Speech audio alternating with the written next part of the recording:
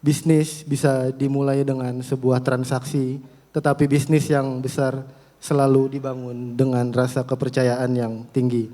Karena itu Bapak Ibu, pesan saya sederhana malam ini, kita jangan terlalu fokus dengan handphonenya masing-masing, fokus ke acara, kenalan dengan orang di sebelah kita, ngobrol, bertukar cerita, bertukar peluang. Karena insya Allah bisa jadi Bapak Ibu yang duduk beberapa kursi dari Bapak Ibu semua adalah partner bisnis Bapak Ibu berikutnya. Dan itulah sebenarnya juga yang ingin kami hadirkan di Amani Prestige Evening pada malam hari ini. Saya juga ingin mengucapkan terima kasih kepada Amani Bank atas kolaborasi dan kepercayaannya. Dan tentunya kepada seluruh tim dari URS Manajemen dan Panitia yang sudah bekerja keras untuk mempersiapkan acara ini. Saya tahu persis Bapak Ibu, teman-teman semua yang terjadi di belakang layar sampai akhirnya kita bisa berada di ruangan ini. Terima kasih untuk kerjasama dan kerja kerasnya semua. Terakhir, kepada seluruh undangan, mari kita nikmati malam ini, kita bangun koneksi, dan mudah-mudahan kita bisa tumbuh lebih besar bersama-sama. Welcome, enjoy the evening. Billahi taufiq wal hidayah. Assalamualaikum warahmatullahi wabarakatuh. Waalaikumsalam warahmatullahi wabarakatuh. Terima kasih Bapak Haji Abdul Aziz untuk kata sambutan yang luar biasa pada sore hari ini. Kalau tadi diingat lagi katanya Pak Haji Abdul Aziz, jangan lupa ya kenalan dengan sebelahnya ya, biar membangun networking, pulangnya nanti bisa bawa networking dan bisa bersilaturahmi terus.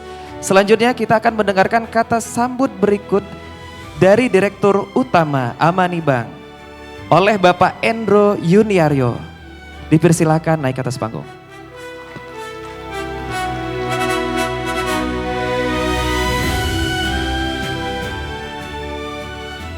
Oke, bismillahirrahmanirrahim. Assalamualaikum warahmatullahi wabarakatuh.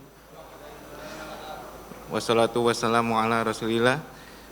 Selamat sore Bapak-Bapak, Ibu-Ibu yang saya hormati, Pak Riza dan Pak dari perwakilan OJK, kemudian yang saya hormati juga Pak Ahmad Aziz, perwakilan dari LPS, dan yang saya hormati Pak Sultan Emir dari Komite Nasional Ekonomi dan Keuangan Syariah.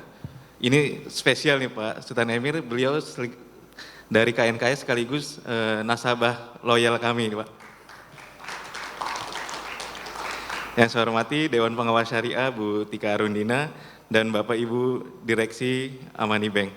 Mungkin kalau tadi Pak Aziz bilang semua yang di sini udah kenal dengan URS, dengan Amani Bank ini belum kenal gitu. Karena kita memang rural bank, jadi nggak terlalu.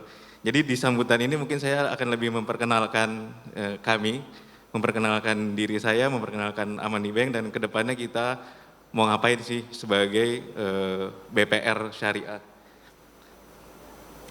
Ini nggak ada. Ini ya, slide.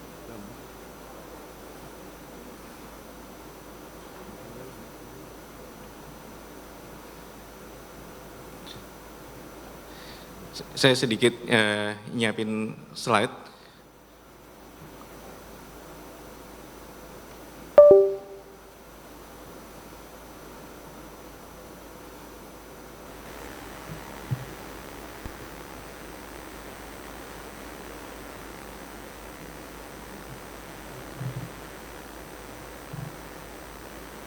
Oke, mungkin saya sambil nunggu slide-nya saya langsung mulai aja.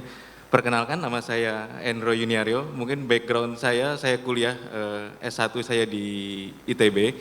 Nah inilah yang membuat URS dengan Amani Bank jadi langsung cair. Karena ternyata ketika kita ketemu pertama kali saya langsung reunian sama Ustadz Randy. Jadi Ustadz Randy tahun 2004, saya tahun 2002 di ITB. Kemudian saya melanjutkan pendidikan di Universitas Indonesia, di S2 saya. Dan setelah itu terus terang saya baru ini bank syariah pertama saya. Jadi seumur perjalanan karir saya selalu di bank asing gitu. Dan tiba-tiba saya pengen hijrah tapi tidak ketemu bank syariah. Akhirnya saya pertama karir saya adalah di Standard Chartered Bank. Itu di bank asing, dan disitulah sebenarnya saya jatuh cinta pertama sama bank syariah adalah ketika saya di Standard Chartered Bank. Jadi kalau bapak-bapak, ibu-ibu tahu, tahun 2025 itu Standard Chartered Bank menjadi bank syariah paling syar'i di dunia. Gitu, karena memang sudah saya banyak belajar syariah justru bukan dari bank syariah tapi dari Standard Chartered Bank. Makanya kemudian saya mencoba untuk mencari bank syariah, saya tidak temu benchmark yang lebih bagus dari Standard Chartered. Makanya saya tidak pernah kepikiran untuk masuk bank syariah waktu itu. Kemudian saya lanjut ke OCBC Bank, itu Singapore Bank. Dari OCBC kemudian saya lanjut ke SMBC, Sumitomo. Di situ saya di liquidity risk, jadi memang background saya sebenarnya risk gitu. Jarang mungkin memang orang risk jadi direksi, biasanya kan dari bisnis ya. Tapi saya memang dari risk. Kenapa dari Amani Group masukin saya sebagai dirut orang risk? Karena memang terus terang gitu, kita tidak ada yang kita tutupi. Mungkin di sini juga ada OJK, LPS, BPRS ini lebih high risk sebenarnya dibanding bank umum. Gitu. Itulah kenapa salah satunya yang masuk sebagai dirut adalah dari risk. Dari SMBC, kemudian saya ke Permata, karena memang saya besarnya di Standard Chartered Bank. Ketika Standard Chartered Bank mengakuisisi Permata, saya diminta Standard Chartered Bank untuk balik ke mereka, tapi untuk bantu di Permata Bank. Kemudian setelah itu, saya memutuskan hijrah untuk nggak kerja lagi di bank konvensional, tapi tadi saya tidak menemukan bank syariah yang saya serak. Akhirnya saya ke Telkomsel gitu. Dari Telkomsel kemudian saya bergabung dengan grupnya Jarum di GDP Ventures dan saya waktu itu diminta untuk bantu di blibli.com dan di situ juga saya satu grup dengan BCA, bank konvensional lagi.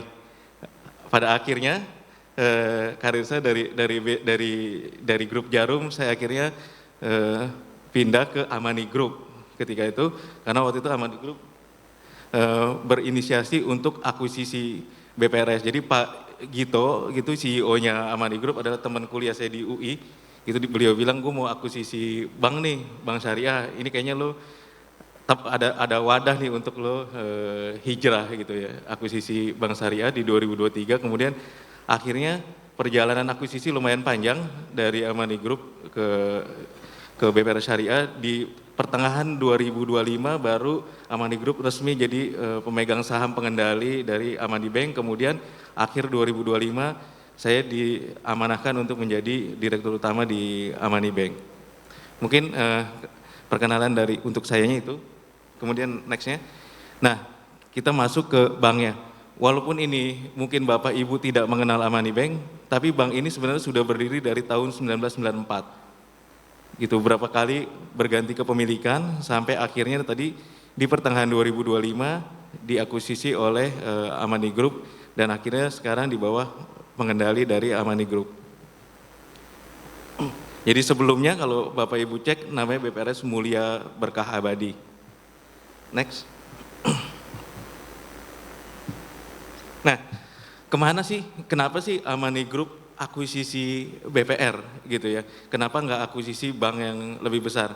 Satu, karena umur Amani Group juga masih belum terlalu mature, kita nggak punya uangnya juga untuk masuk ke bank umum gitu. Karena bank umum mungkin modal di store-nya udah di atas 3 triliun ya untuk masuk. Nah, jadi makanya kita akhirnya pilih ke Rural Bank. Terus mau ngapain kita akuisisi BPRS? Apakah kita mau menjadi scale player bank?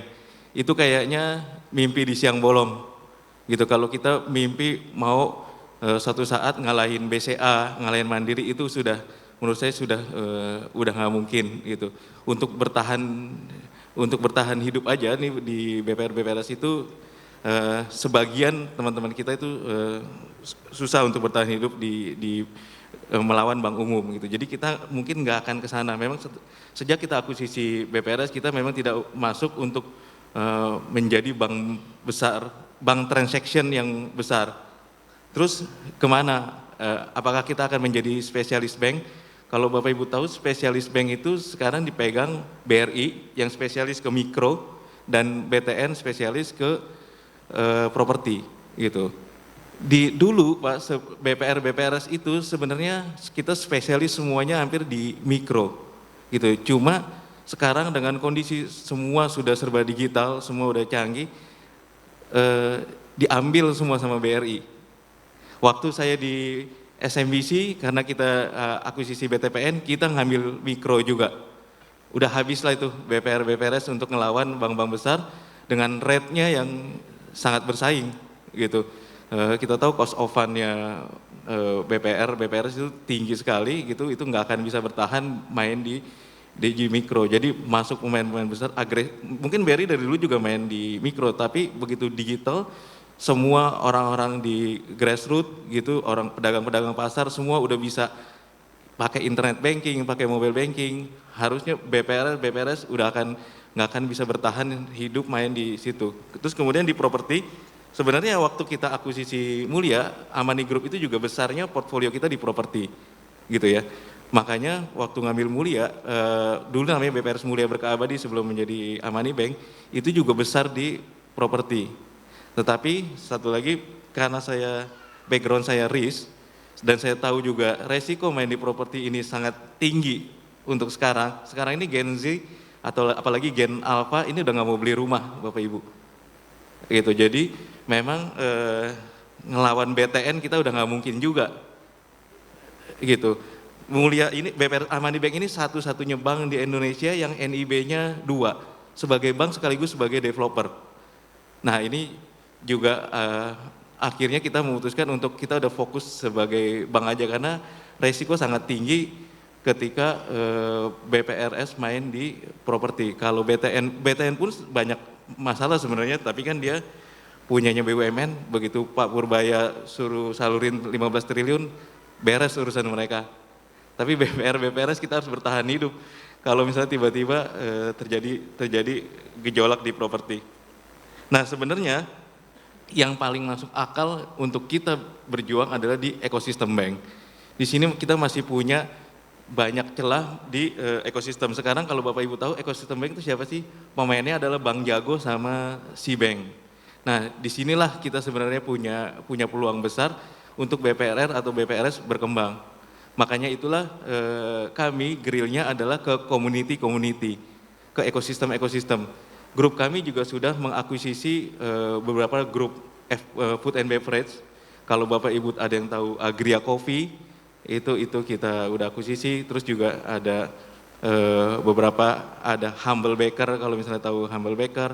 Terus ada Jabarano Coffee, ada beberapa lagi food and beverage itu kita coba Amani Group punya share saham di sana. Kenapa? Untuk bisa kita masuk ke ekosistemnya mereka.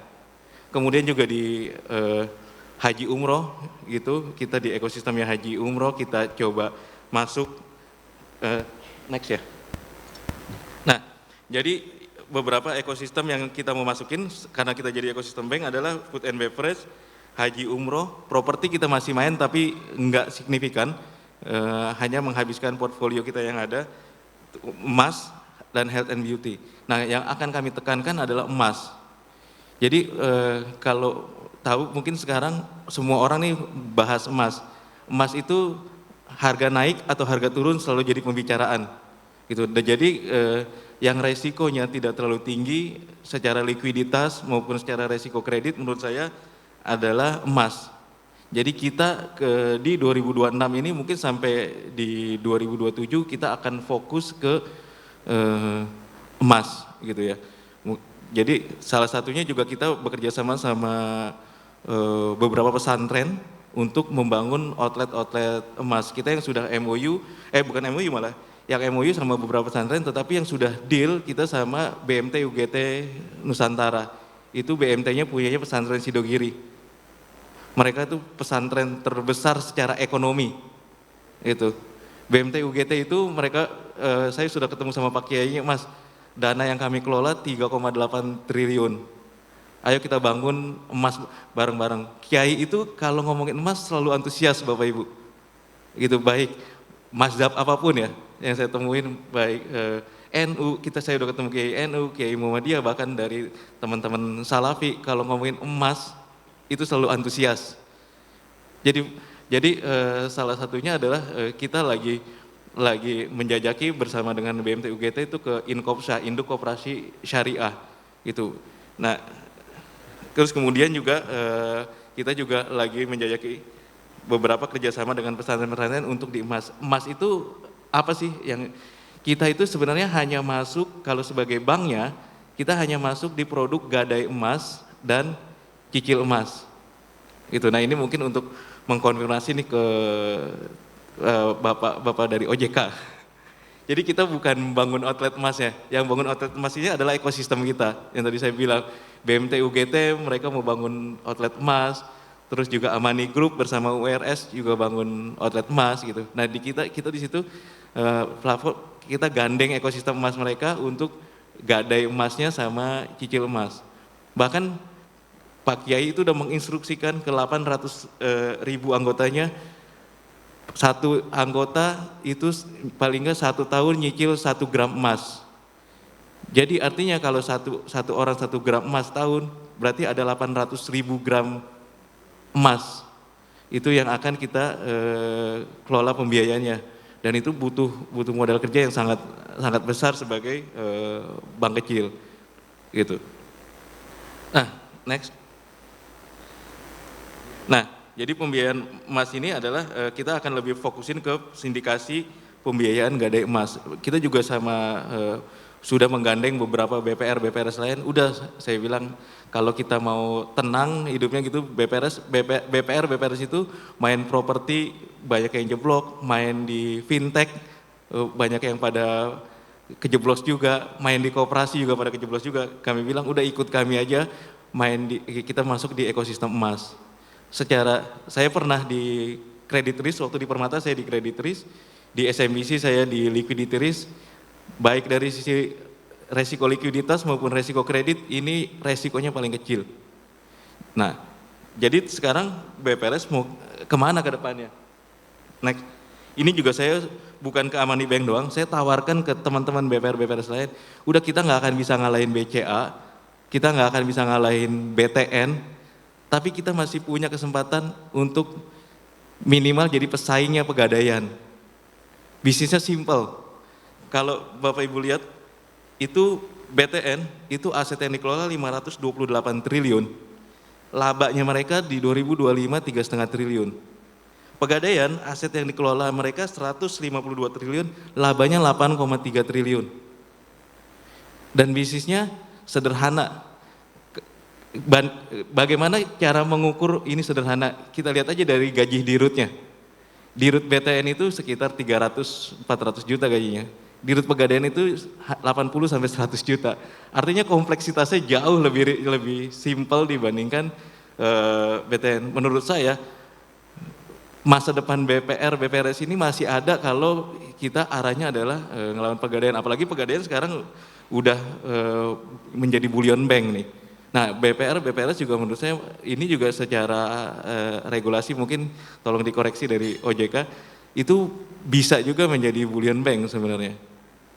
Itu.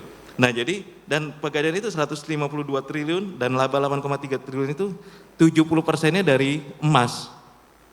Gitu, bukan dari gadai yang lain. Gitu. Ini mereka kan laporan umumnya terbuka, jadi Bapak Ibu juga bisa konfirmasi ke sana.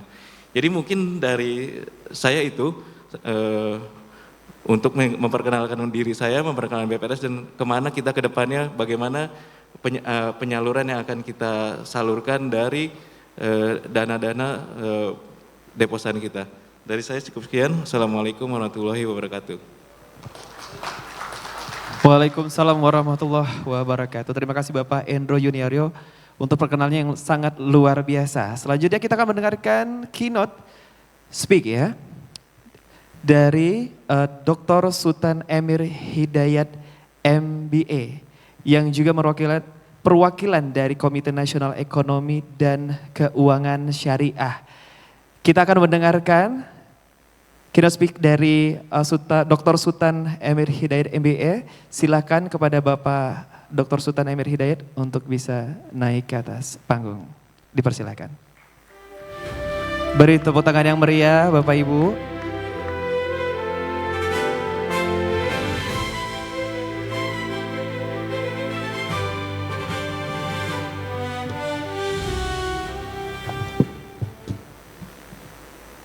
Bismillahirrahmanirrahim.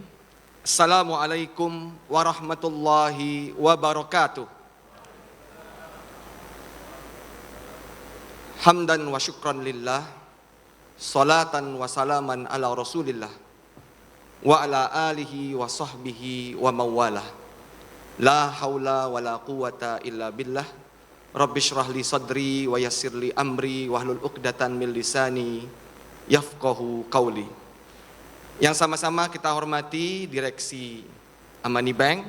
Di sini ada Pak Dirut, Pak Endro Yuniaryo, dan sahabat lama saya Dita selaku Direktur Kepatuhan. Di sini juga ada Dewan Pengawas Syariahnya, adik saya Adinda Tika, PhD, Dr. Tika. Kemudian juga dari regulator, otoritas kita juga ada di sini. Dari OJK Pak Rija Fahrul Bahri dan juga Pak Fikri tadi. Dan juga dari LPS, sahabat lama saya juga Pak Ahmad Aziz. Masya Allah. Dan dari URS Manajemen tadi Pak Haji Abdul Aziz, dirutnya, dan juga founder dari Sohibul Community, Al-Ustadz Randy Saputra, dan ada juga Pak, Masya Allah saya, Pak Anwar, sorry, Pak Anwar nggak kelihatan saya, juga sahabat lama saya nih Pak Anwar ya, Pak Anwar ya. Jadi tadi kalau disampaikan, saya tadi udah di-spill sama Pak Dirut, saya juga nasabah di sini. Ya pertama Pak Dirut, jujur saya jadi nasabah juga, yakin karena Pak Dirut juga. Karena Pak Dirut backgroundnya kan risiko, ya itu jadi menguatkan saya bahwa insya Allah akan sangat berhati-hati. Orang-orang risiko itu seperti itu. Tetap tepuk tangan dulu. Terus yang kedua juga karena pertemanan lama yang ada di sini. Dita ini dulu sebelum menjadi direktur di BPRS ini sama kolega saya di Komite Nasional Ekonomi dan Keuangan Syariah. Dulu ngurusin halal assurance system. Jadi mengkoneksikan antara industri halal dengan keuangan ini insya Allah akan sangat mudah bagi Dita, saya percaya ya. Karena sebelumnya juga di bank ya, sempat di Maybank Syariah dan juga di BRI Syariah ya. Sebelum BRI Syariah merger menjadi BSI. Dan Tika juga selaku Dewan Pengawas, ini juga orang yang sangat lama saya kenal. Dan selain di sini juga beliau kiprahnya sekarang ini baru menjadi Kepala Pusat Bisnis Ekonomi dan Ekonomi Syariah Universitas Indonesia. Dan Pak Ahmad Aziz ini juga punya background walaupun sekarang di LPS tidak ada lagi ya, grup surveillance syariah, tapi dulu beliau ini, saya kenal beliau ini adalah di grup surveillance syariah. Jadi orang-orang lama yang sudah saya kenal. Bapak Ibu, saya ingin sampaikan sini bahwa penguatan ekonomi nasional dengan cara memperkokoh kehadiran bank syariah. Lanjut. Saya perkenalan sedikit tentang Komite Nasional Ekonomi dan Keuangan Syariah. KNEKS ini adalah sebuah lembaga non-struktural pemerintah, Bapak. Jadi mungkin Bapak Ibu bertanya, apakah pemerintah mengurus ekonomi dan keuangan syariah?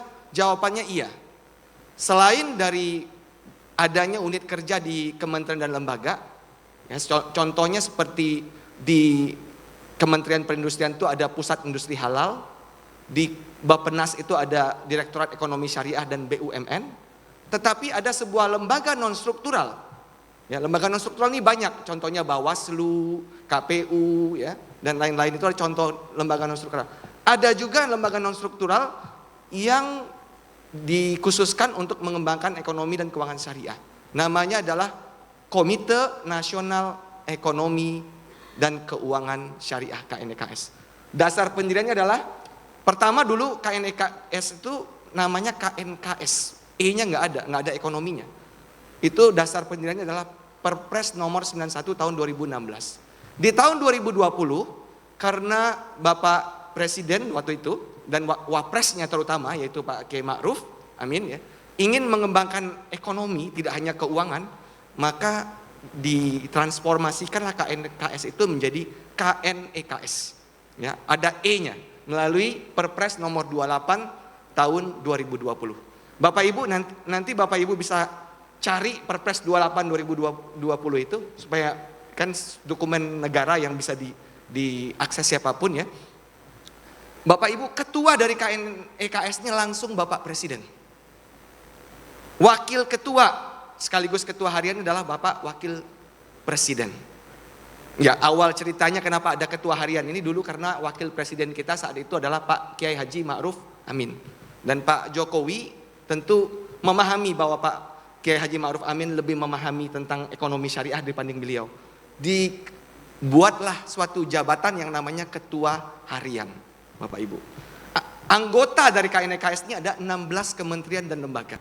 Termasuk diantaranya LPS dan OJK yang hadir sini. Tepuk tangan dulu. Bapak Ibu, sekretaris dari Komite Nasional Ekonomi dan Keuangan Syariah ini adalah Menteri Keuangan. Oleh karena itu sekretariat kami dan kantor kami ada di Kementerian Keuangan. Ini Pak Gito ini adalah ex Kementerian Keuangan. Jadi bisa dikatakan ada satu korpsnya kita Pak ya. Kemudian untuk menjalankan keseharian dari komite ini dibentuk suatu tim yang disebut dengan manajemen eksekutif. Nah itulah kami ya dari unsur manajemen eksekutif yang menyelenggarakan keseharian dari komite ini yang terdiri dari 5 direktorat. Ada Direktorat Industri Produk Halal, nah, Ibu Dita dulu di situ. Kemudian ada Direktorat Jasa Keuangan Syariah, ada juga namanya Direktorat Keuangan Sosial Syariah, ada Direktorat Bisnis dan Kewirausahaan Syariah, serta Direktorat Infrastruktur Ekosistem Syariah. Lanjut lagi, next. Dan alhamdulillah Bapak Ibu, kita selalu monitor perkembangan ekonomi dan keuangan syariah. Bapak Ibu, di triwulan 1 kemarin, kontribusi dari halal value chain atau nilai atau rantai nilai halal ya terhadap PDB kita itu sekitar 26,07% atau 1.613 triliun. Dan ini dari tahun ke tahun naik, Bapak Ibu. Secara tahunannya itu tumbuh 6,8%. Nah tentu di sini menunjukkan bahwa potensi ekonomi syariah ini sangat tinggi.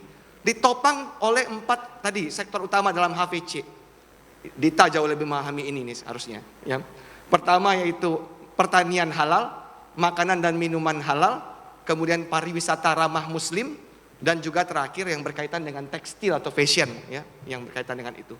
Sekarang kami Bapak Ibu sedang melihat di masing-masing provinsi.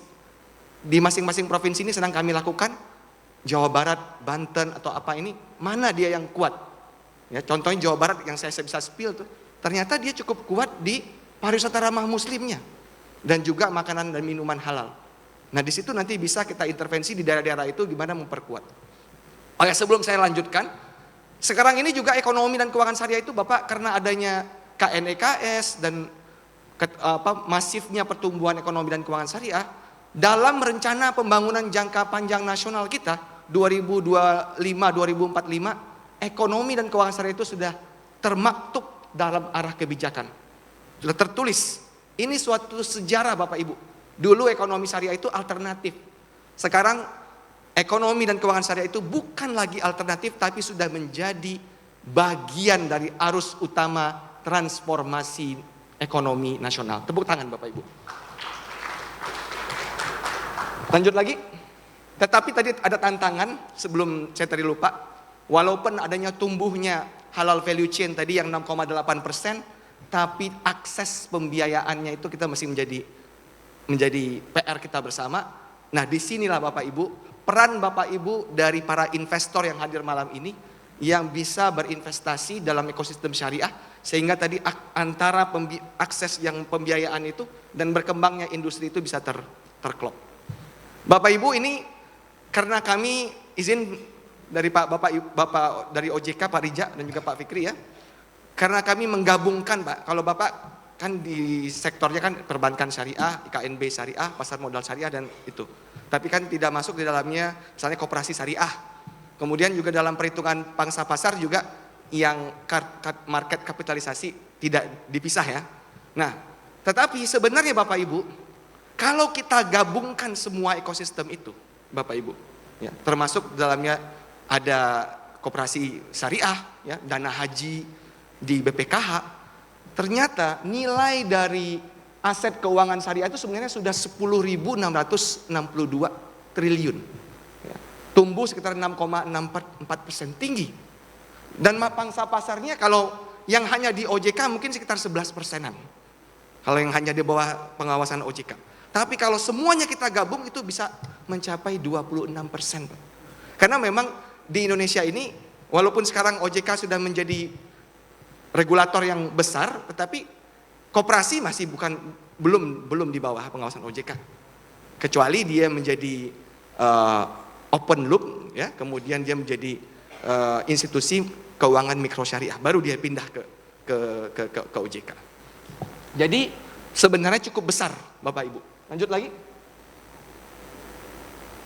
Nah, perbankan syariah sendiri Bapak Ibu, walaupun pangsa pasarnya baru sekitar 7,4%, tapi sudah ada sejarah Bapak Ibu. Di akhir tahun lalu, perbankan syariah asetnya sudah mencapai 1.000 triliun rupiah. Alhamdulillah, tepuk tangan dulu. Tentunya masih memerlukan dukungan dari Bapak Ibu tentunya, agar perbankan syariah ini terus tumbuh. Dan perlu catatan pertumbuhan asetnya yaitu sekitar 11% year on year. Dan cukup lebih tinggi ya dibandingkan yang ada di perbankan secara umum. Lanjut. Permasalahan tadi juga disampaikan oleh Pak Dirut secara ini ya. Yang masalah di kita itu literasi dan inklusi. Literasi kita walaupun sudah membaik, ini datanya sebenarnya baru kemarin ini juga diumumkan OJK, sedikit turun dari 43,4 turun ke 43, sekian gitu ya, masih sama. Inklusinya juga masih berkisar yang sama, 13, turun sedikit juga ya. Nah, memang kalau tidak kita yang mendukung ya Bapak Ibu, kalau kita sebagai orang Muslim tidak mendukung ya, kita akan stuck di sini. Dan literasi ini memang perlu terus kita sosialisasikan.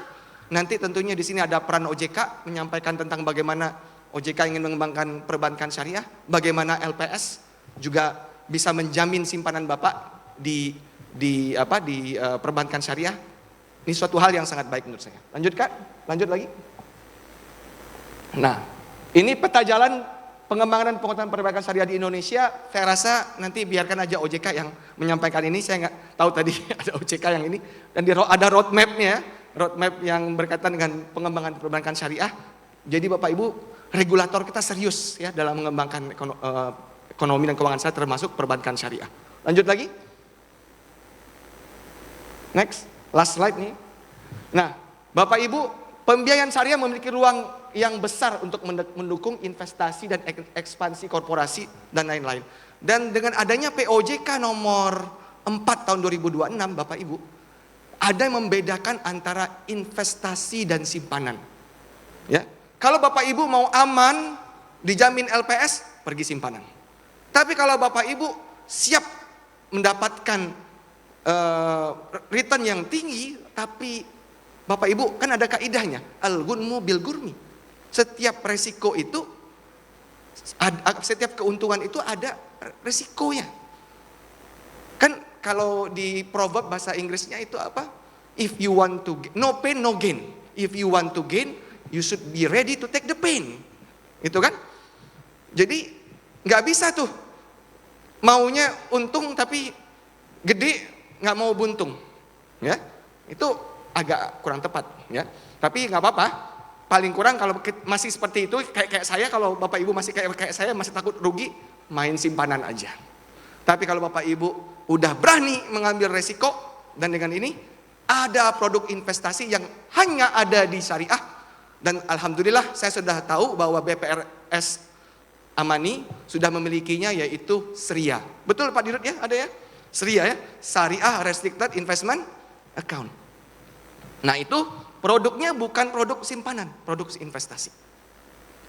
Bisa memberikan lebih tinggi, tapi resikonya juga ada. Dan kedepannya kita lihat ini masih banyak ruang pengembangan. Tadi saya rasa sudah cukup baik sekali dijelaskan oleh Pak Dirut.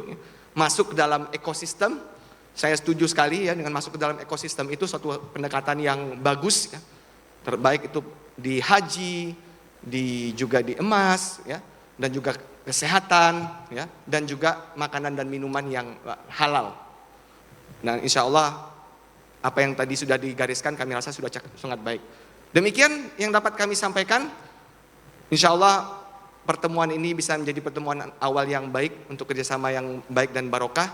Kami dari sisi KNEKS tentunya mengkoneksikan ya, berbagai stakeholder demi pengembangan ekonomi syariah, mensupport setiap usaha dalam memperkuat ekosistem ekonomi dan keuangan syariah.